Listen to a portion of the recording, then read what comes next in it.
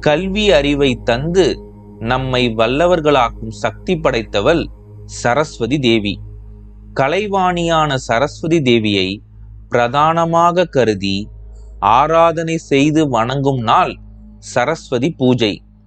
நாவிற்கரசி, கல்விக்கரசி, கலைவாணி என பல பெயர்களில் போற்றப்படுபவள் சரஸ்வதி தேவி. பிரம்மனின் துணைவியாக இருப்பவள் சரஸ்வதிதான். சரஸ் என்றால் நீர் மற்றும் ஒளி ஆகியவற்றை தடையின்றி வழங்குபவள் என்று பொருள்.